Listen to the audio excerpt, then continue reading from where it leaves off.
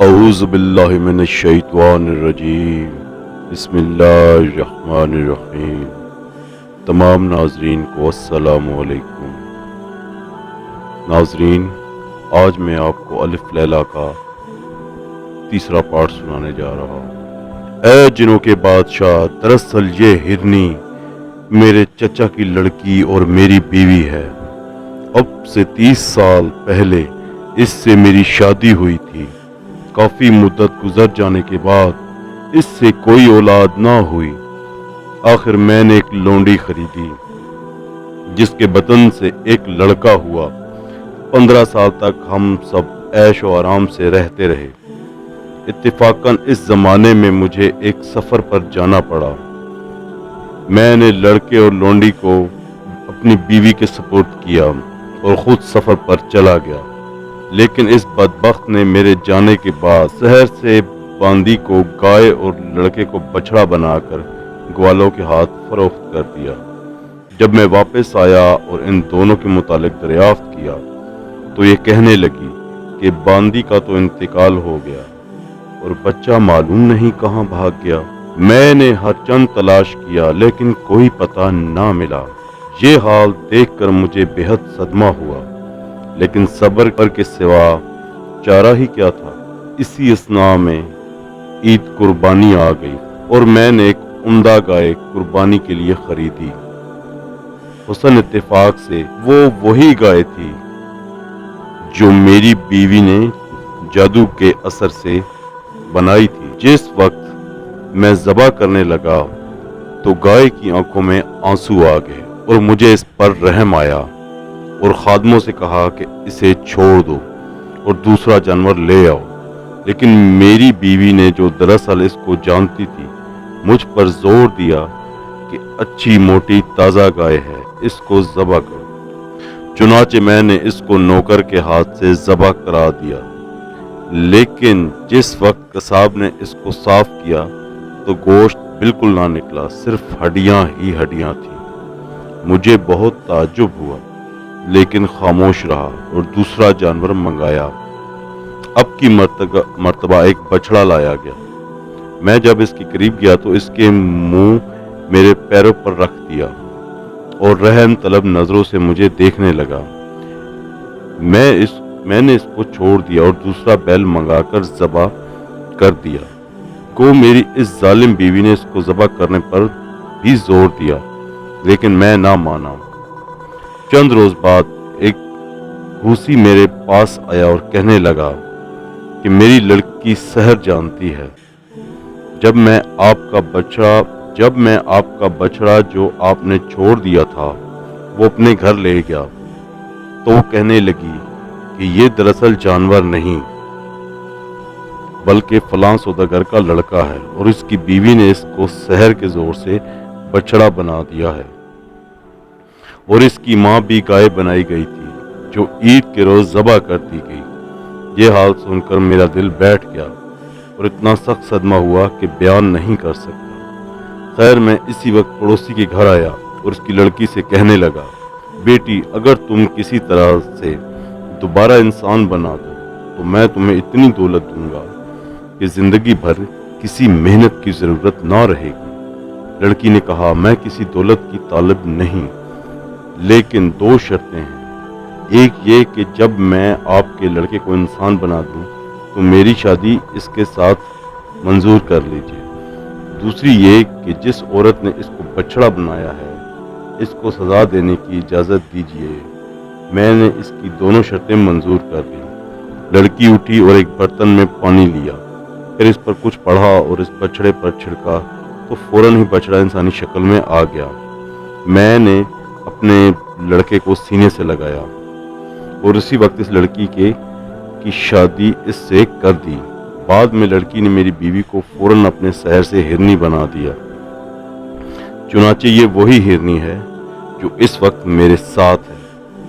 اتفاقاً آج میں ادھر سے گزر رہا تھا کہ اس سوداگر کو یہاں تنہا دیکھ کر اس کے پاس چلا آیا اور اس کی حالت سن کر اس کا انجام دیکھنے کو ٹھہر گیا۔ آپ نے میری درد بھری داستان سنی اور امید ہے آپ حسب وعدہ اس سوداگر کا تہائی قصور معاف فرمائیں گے۔ جن نے کہا واقعی تمہاری داستان تعجب خیز ہے اور میں سوداگر کا تہائی قصور معاف کرتا ہوں۔ اس وقت دوسرے شخص جس کے ساتھ 2 کتے تھے آگے بڑھا اور کہنے لگا، اے شاہ جن، میری کہانی اس سے بھی حیرت ناک ہے۔ اگر آپ اس سوداگر کا تہائی قصور معاف کرنے کا وعدہ کریں تو میں اپنی کہانی عرض کروں۔ جن نے کہا کہ اگر واقعی قصہ عجیب ہوا میں اس کا 1/3 معاف کر دوں گا۔ چنانچہ دوسرا شخص اپنا قصہ بیان کرنے لگا، دراصل یہ دونوں کتے میرے حقیقی بھائی ہیں۔ جب میرے والد کا انتقال ہوا تو ہم تینوں بھائیوں کو 5000 دینار وراثت میں ملے۔ میں نے اپنا کاروبار شروع کیا، لیکن یہ دونوں بھائی روپیہ پیسہ لے کر کسی دوسری جگہ چلے گئے۔ تقریباً 1 سال کے بعد میرا بڑا بھائی انتہائی مفلسی اور تباہی سے بھیک مانگتا ہوا میری دکان پر آیا۔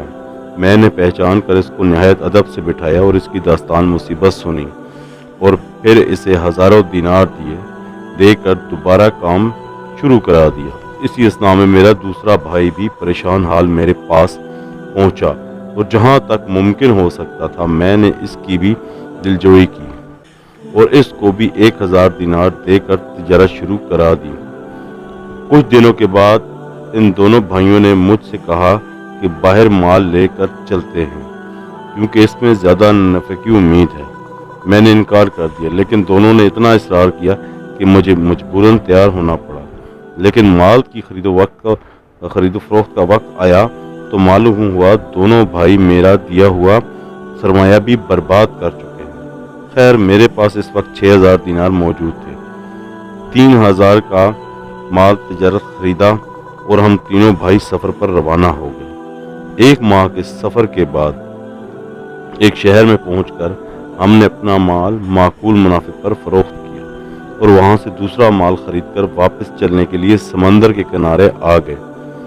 لیکن اس سے پہلے کہ جہاز پر سوار ہوں ایک بہت حسین لڑکی میرے پاس آئی اور میرے ہاتھوں کو بوسہ دے کر کہنے لگی کہ اے میرے یار و مددگار ہوں، کیا آپ مجھے اپنے ساتھ رکھ سکتے ہیں؟ مجھے اس پر رحم آیا اور میں نے اس سے نکاح کر لیا اور اپنے ساتھ جہاز پر سوار کر لیا۔ میری بیوی بےحد فرما بردار اور بڑی نیک خصلت تھی، مجھے اس سے محبت ہو گئی، مگر میرے یہ دونوں بھائی نہ جانے کیوں ہم سے حسد کرنے لگے۔ چنانچہ ایک دن موقع پا کر ان دونوں نے مجھے اور میری بیوی کو سمندر میں گرا دیا، لیکن میری بیوی جو حقیقت میں میری تھی مجھ کو بچا لیا اور کہنے لگی، تمہیں دیکھ کر مجھے خیال آیا کہ تمہارا امتحان لینا چاہیے کہ تم کو غریبوں اور مصیبت زدوں کا بھی کچھ خیال ہے یا نہیں۔ چنانچہ میں ایک پریشان حال لڑکی کی شکل میں تمہارے پاس آئی، کیونکہ تم اس وقت میرے ساتھ بہت شریفانہ سلوک کیا، اس لیے میں تمہیں کچھ انعام بھی دینا چاہتی ہوں۔ یہ میری خوشی ہے، لیکن تم پر تمہارے بھائیوں نے ظلم کیا، لہٰذا اس کی سزا بھی ان کو ضرور دوں گی۔ میں نے کہا بے شک ان کا قصور تو بڑا سنگین ہے، لیکن آخر یہ میرے بھائی ہیں، اس واسطے میں چاہتا ہوں کہ تم ان کو سخت سزا نہ دو، بلکہ تنبیہ کرو کہ آئندہ ایسی حرکت نہ کریں۔ تو پری نے یہ بات مان لی۔ اس کے بعد اس نے ذرا سی دیر میں مجھے میرے مکان میں پہنچا دیا اور خود غائب ہو گئی۔ شام کو جب میں گھر آیا تو دیکھا کہ گھر میں 2 کتے زنجیر سے بندھے ہوئے بیٹھے تھے اور مجھے ان کو دیکھ کر تعجب ہوا۔ یہ کتے میرے قدموں میں لوٹنے لگے۔ تھوڑی دیر میں وہ پری آئی اور کہنے لگی کہ یہ کتے تیرے وہی بھائی ہیں جنہوں نے تم سے اور مجھ سے بدسلوکی کی تھی، اور اب یہ 10 سال تک کتے کے قلب میں رہیں گے۔ اس دن سے ہر وقت ان کو اپنے ساتھ رکھتا ہوں، اور اب دیکھیے کہ کب 10 سال کی مہلت پوری ہوتی ہے اور یہ انسانی قالب میں آتے ہیں۔ میں بھی ادھر سے گزر رہا تھا جہاں یہ ہرنی والے بزرگ اور یہ جوان بیٹھے ہیں۔ ان کا حال سن کر انجام معلوم کرنے کو ٹھہر گیا۔ امید ہے کہ میرا قصہ آپ کو پسند آیا ہوگا اور آپ حسب وعدہ اس سوداگر کا تہائی قصور معاف کر دیں گے۔ चुनाचे इस जिन ने इसका 1/3 कसूर माफ कर दिया। अब तीसरा शख्स उठा और कहने लगा कि मैंने दोनों का किस्सा सुनकर 2/3 कसूर सौदागर का माफ कर दिया है। मेरा भी किस्सा पुरदर्द है। अगर आप बाकी 1/3 कसूर भी माफ करने का वादा फरमाएं तो मैं भी अपनी सरगज़श्त सुनाऊं। जिन ने मंजूर कर लिया। चुनाचे खच्चर वाले मुसाफिर ने अपनी कहानी शुरू कर दी। ये जो खच्चर आप देख रहे हैं ये मेरी बीवी है। किस्सा यूं है कि एक दफ़ा मैं सफ़र पर गया और तकरीबन 1 बरस के बाद वापस आया और आधी रात के करीब मैं घर पहुंचा। जब मैं अंदर गया तो देखा कि मेरी ये बीवी अपने गुलाम के साथ हमागोश है। इत्तेफाक से ये इस वक्त जाग रही थी। मुझे देखते ही उठी और एक बर्तन में पानी लेकर इस पर कुछ पड़ा और वो पानी मुझ पर फेंक दिया। मैं इसी वक्त कुत्ते की शक्ल में तब्दील हो गया और फिर इसने मुझे मारकर घर से निकाल दिया और फिर मैं घर से निकलकर दर बदर फिरता रहा।